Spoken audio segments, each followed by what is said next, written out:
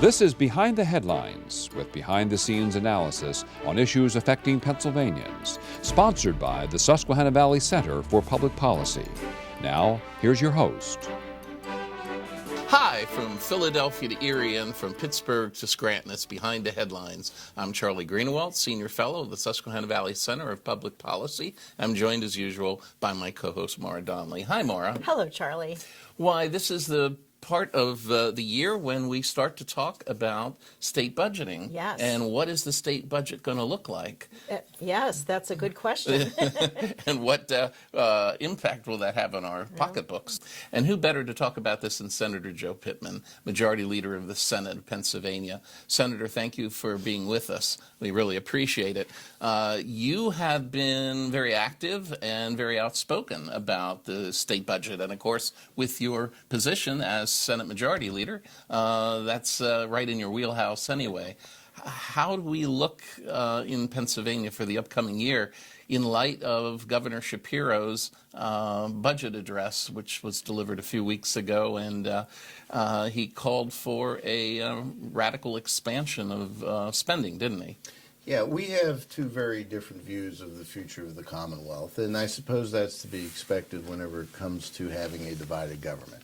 And yes, we have a Senate Republican majority, we have an electoral mandate, and we have a view of the future of our Commonwealth. We also respect the governor has his view, rightfully so. He's the duly elected chief executive of this state. But we're not going to move from our basic tenet, which is to ensure fiscal responsibility and to ensure that the taxpayers are protected. Because at the end of the day, while we have a budgetary surplus, it is one-time dollars. And the governor is proposing to use those one-time dollars for recurring expenses. And that leads to fiscal calamity. Yeah, how does that work? Right, it doesn't work. And so we're very, very careful about the budget surplus that we have. And yes, we have a healthy surplus. But we need to be very careful about it. We need to remember that we have that surplus because of what the taxpayers have paid into our coffers to begin with. So with this pretty dramatic increase in spending for the year, I've read many articles about it. One said we would wipe out our rainy day fund. Is that if we went with his proposed budget? Well, if we would sustain his proposed budget, that's the problem. He talks about, well, I'll only use $3 billion of the reserve. Well, that's this year. What do we do next year? Okay. Another $3 billion plus? These are not one-time dollars, and we experienced this very well in 2010 whenever we had the Obama stimulus money come in and Governor Rendell did a bait and switch with one-time dollars, and we were left holding the bag. That's what we have to avoid. Well, Senator, this results in what the governor is calling for a $3.2 billion increase in state spending, which amounts to an increase of 7.1% in state spending. That is quite a radical movement in Pennsylvania state government, isn't it? 7.1% in 1 year. Yeah, it is a lot, and the cumulative effect of that is what we have to be sensitive to. And we always have to remember, unlike our friends at the federal government, we can't borrow money. Mm-hmm. We have to balance our budget. And when we pass a budget and we increase spending year over year, we set a new level of expectation by those who've received those taxpayer dollars. And managing those expectations in the long run is the real challenge. Well, critics of this increased spending have noted that details matter. Apparently there's not a lot of detail on how he intends to pay for it in the out years. Is that correct? Well, there's not a lot of detail, but beyond that, there's hypotheticals on how to. Oh. You know, he's proposing new revenue streams. One where I do think we can come to some common ground on is the regulation and taxation of what are known as games of skill. They have proliferated throughout this Commonwealth. The Commonwealth Court has made it very clear at this point that they are legal in terms of the way they operate. I do think there is a need to regulate and tax those, and that I think is an area of bipartisan agreement. There are other areas that I think are much more challenging. Obviously, the governor has proposed recreational marijuana. We have a very wide range of opinions in our caucus on that issue. But for me personally, it comes back to the fundamentals of how the federal government manages that issue, given the national status of recreational marijuana. The business community is a little concerned about that as well. Well, the business community, in particular the banking community, is very concerned about it because of the conflict between the state law and the federal laws currently. And that's for funding those businesses? Or is it related to taxing? Well, the governor's proposal is to tax and legalize Right. recreational marijuana. The challenge is that at the federal level, recreational marijuana is still a Schedule III narcotic, I believe, which means financial institutions cannot conduct Right, okay. business operations as a result. It's interesting that I've been studying this issue since 1972, and you find that marijuana today is far stronger than marijuana was in the 1970s, by multiple increments. And we find that there are state governments and national governments and local governments, such as Amsterdam, for example, that are pulling back from this whole trend towards legalization of recreational marijuana. There seems to be a pull back from that, saying, what is this doing to our children, to our young people at an early age? I don't know, has the caucus or the legislature looked at those trends that are very new, but everybody seems to be now giving this another look? Well, you know, that's always on our mind, and it is interesting how pendulums swing. You know, for example, on one hand, we try to essentially eradicate the use of tobacco. We're very sensitive to that, particularly in our younger generations. We have alcohol that we have continued to liberalize in the sense of privatizing the system, which is certainly something that our caucus generally believes we should get the government out of.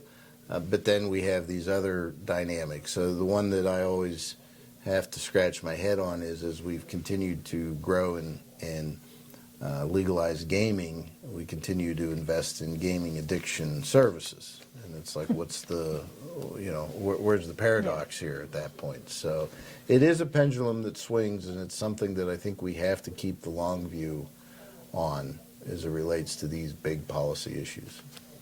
Well, the governor has also proposed a pretty significant increase in educational spending in Pennsylvania, $1.5 billion.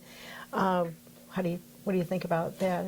That's a significant amount of money. It is a significant amount of money. And when we look at our educational system, you know, we believe in our caucus that parents have the ultimate responsibility for their children's education. Now, that means, of course, that parents must accept responsibility for their children's education. And what comes with that is the ability for parents to be empowered to make decisions on what's best for their students. And that's why we believe that all forms of educational opportunities deserve to be supported, including public education. The challenge is, for all of the efforts and pressures that are put on schools to teach to the test, to determine what outcomes are, at the end of the day, how do we know what our return on investment truly is until students leave a school system and become productive members of society? Because that's what it's all about at the end of the day. And so it's a real challenge to figure out what the right amount of money is, how much is, quote, enough, what is fair. We have 500 school districts in this state. Every one of them has a different definition of what is fair whenever it comes to the dollars they receive from the taxpayer. A lot of issues regarding the funding formulas. Absolutely. Yeah. Is this administration, and was the prior administration, as some believe, moving away from charter schools? Well, I think that Governor Shapiro, at least in his words, has made parental choice and empowerment a very, very big plank of his administration, and it is out of the mainstream of the base of his party. I think his words need to turn into action. Charter schools are a very different dynamic. There is a distinction between cyber charter schools and brick and mortar charter schools. And the governor, in particular, in his address, called on some reforms in the cyber charter school arena. I think that is something that we might be able to find a little bit of common ground on, but that is differentiated from brick and mortar.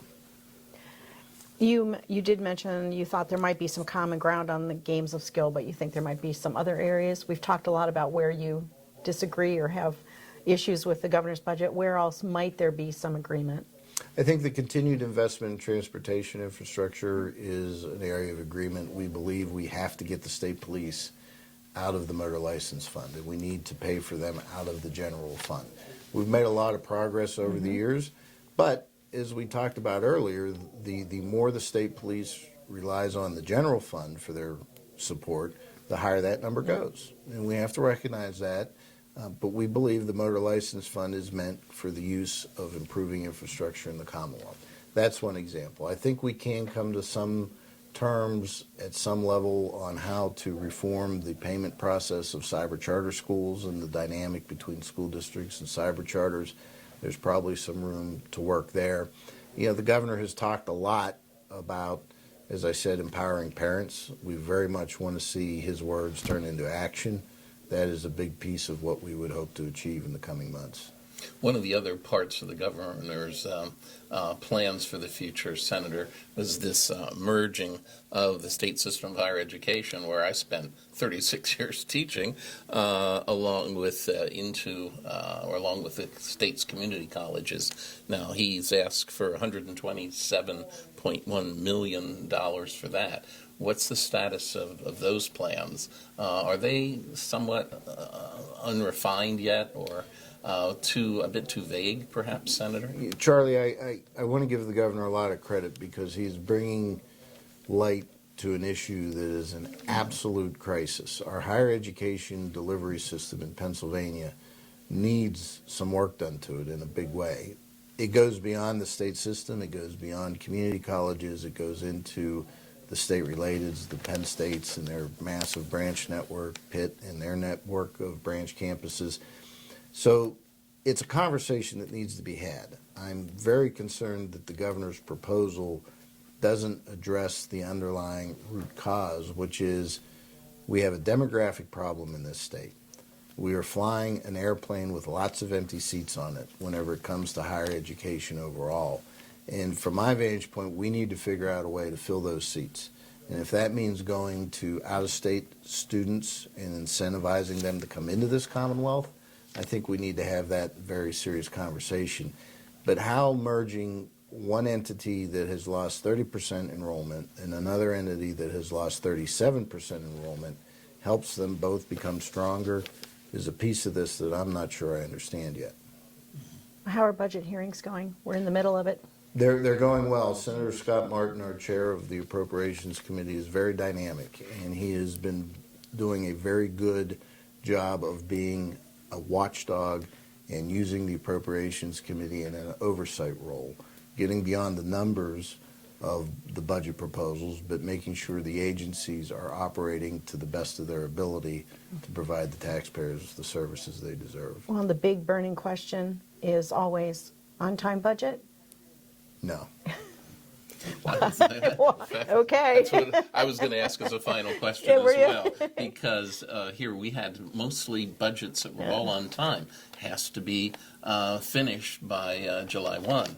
And you find that, lo and behold, up until Governor Rendell, that was pretty accurate. But since then, we've had lots of budgets that have lagged a bit. So you think this one's going to lag as well? If you're going to say that on time is literally July 1, I'm going to say no. No. Do I think that we can wrap this up in much better order than we did last fiscal year and get this done in early July? I think we can.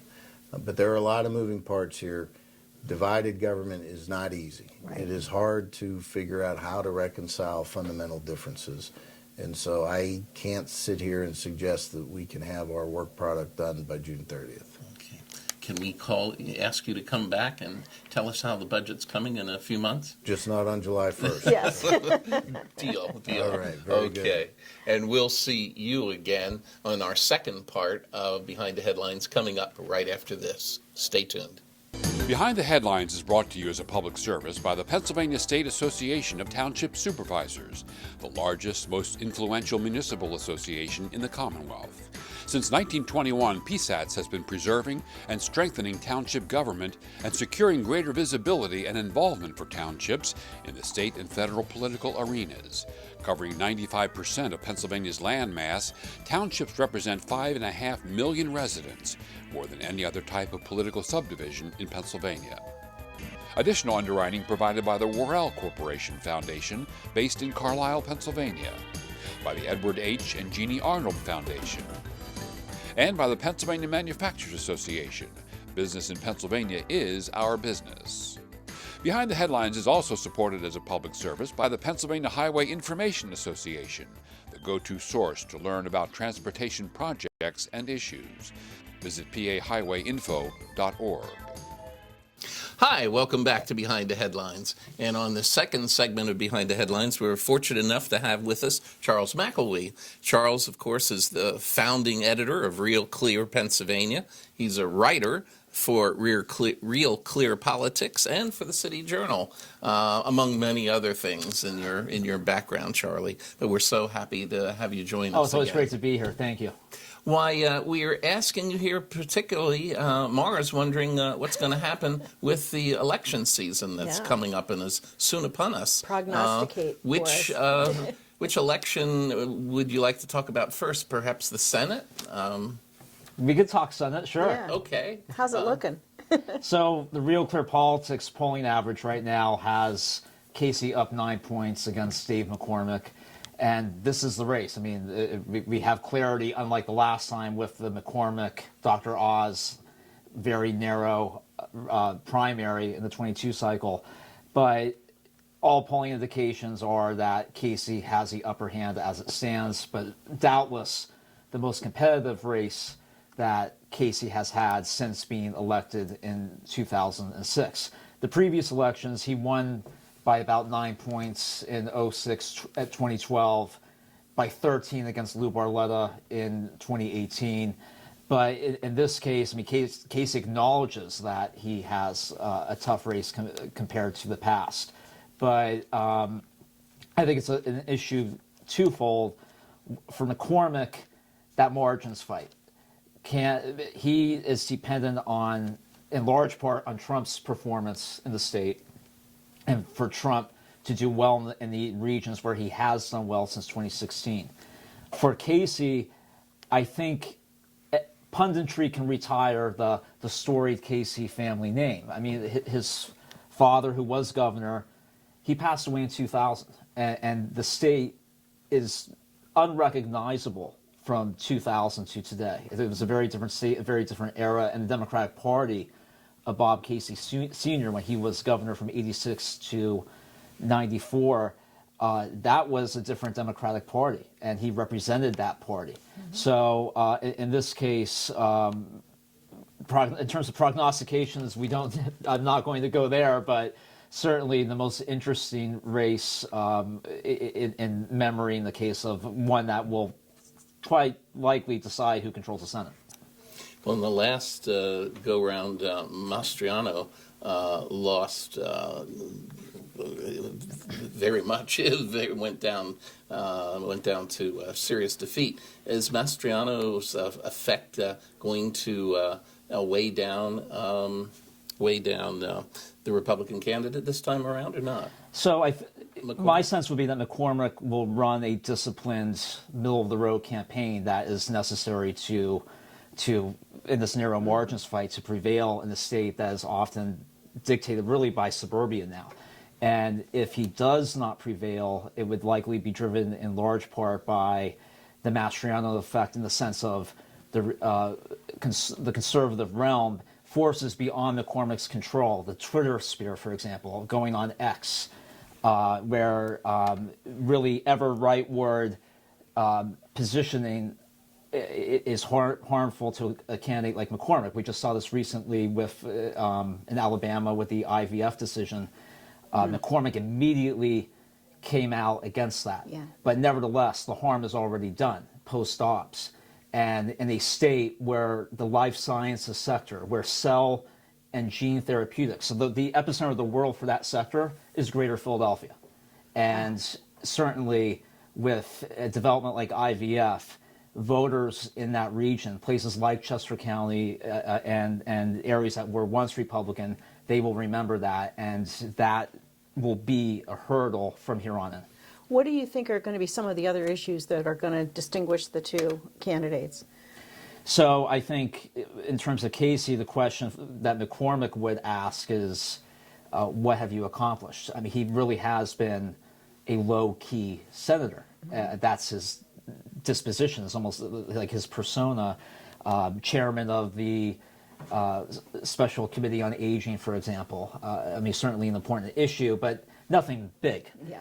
McCormick, likewise, will take the attacks on his background at Bridgewater and try to turn it into the positive effect in the sense of he has dealt with China. He has seen firsthand how China operates, and he alone, just with that policy background, knows how to respond to China's ascendance.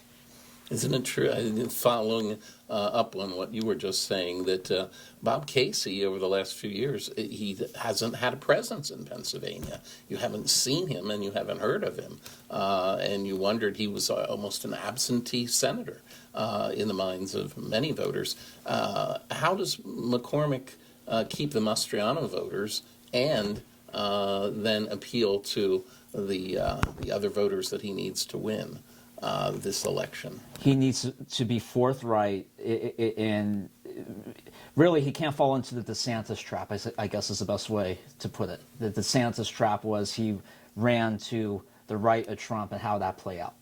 So, and I think people forget that Trump narrowly won places like Pennsylvania in 2016, in part because in the case of Trump at 16, he ran a secular campaign that was middle of the road on the polarizing social issues.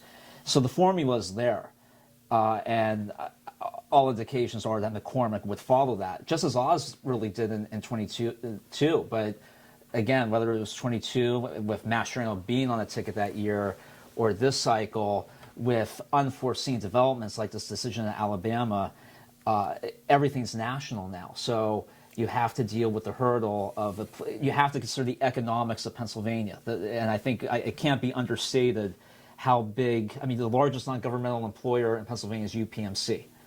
So you have a healthcare system as the primary private employer.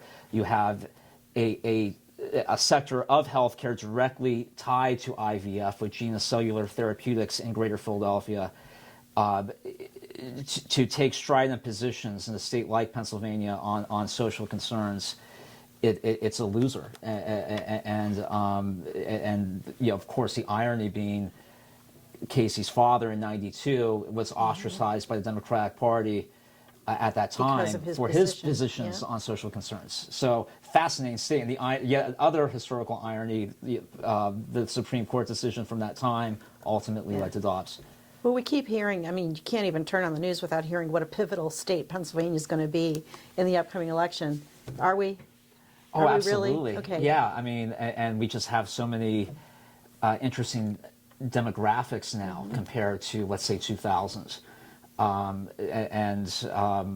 had like a recent report at Politico about Hispanic voters in Pennsylvania, for example, and I think they're a it's big voting bloc. Huge voting bloc, and there are now more Hispanics outside of Philadelphia than in Philadelphia. We're still about 250,000, but they're a huge voting segment, and if engaged, they will mobilize in a state where Biden narrowly pushed through just something like 82,000 votes in 2020.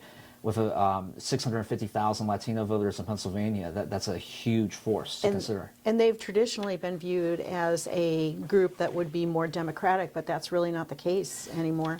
There are nuances to this. Right. So I think this is an example of where there's a religious dimension to it. So in places like Hazleton, Allentown, Reading, where you have second, third generation Dominican, let's say Pentecostal or non-denominational Christians, they trend Republican, but Catholic Latino voters still trend Democrat. Charlie, the congressional delegation from Pennsylvania has a one-person advantage for the Democrats at present. What's going to be true at the end of this election? Will that still persist, or is there a chance that that will change? There's a chance it could change, and I think if it does change, the districts that are especially worth following would be the Lehigh Valley Center District, represented by Susan Wild, a Democrat, and then Matt Cartwright, another Democrat who has represented his Scranton-based district since 2013. So those districts, they have the bounty of working-class voters who were once the reliable base for the Democratic Party, even in, let's say, 2010, but now they vote Republican. You haven't once mentioned immigration as an issue. Is it going to be an issue here in Pennsylvania? It's an issue right now. I think it remains to be seen whether it's an issue in November. But what's interesting is that immigration is actually a concern among Latino voters in Pennsylvania. And in all my interviews for the Politico report, the consistent takeaway was that they were deeply concerned about the border crisis and motivated to vote for Trump over that issue plus the cost of living. Oh. So immigration, there's a chance that may fade as a concern by November, but I mean, unless there are rate cuts with the Fed or whatever, I can't imagine the cost of living concerns in a state where grocery prices are the top in the nation. Right. I can't imagine that's going to be gone by November. Well, Charlie, in the last minute that we have, could you tell us what we might be able to expect when we look at state row offices? Are there going to be changes there or not? It would be an example of, I guess, 2016, what's interesting, Charlie, the row offices have been random. So in years where Republicans do well, Democrats pick up a row office. And so the best example of that would be 2016, right, where Trump narrowly wins, but Josh Shapiro wins the Attorney General's race. So I guess in the case of row offices, it's always a case of random outcomes. Yeah. That's a great prognostication. Yeah, random outcomes, yeah. In the state, notorious for it. Yeah. What about Scott Perry? Is he going to survive in his bid to maintain his congressional seat? I mean, he has Janelle Stelson from Channel 8 mounting a campaign, and many other opponents.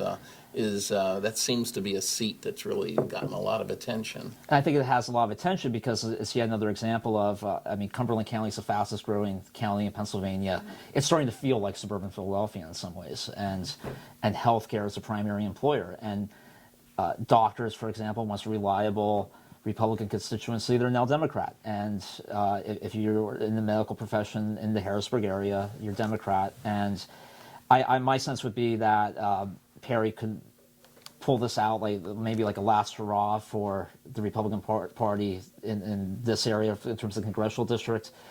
But so if I were to prognosticate that one, I think he would be okay this time around. But that is a long-term crisis for the GOP. Okay, we're out of time. We're out of time. I'm sorry, Okay. Charlie. Oh, man. Please, we have to have you back really soon. Enjoy that. Thank you. We always run out of time, and we're out of time now. We'll see you next time on Behind the Headlines.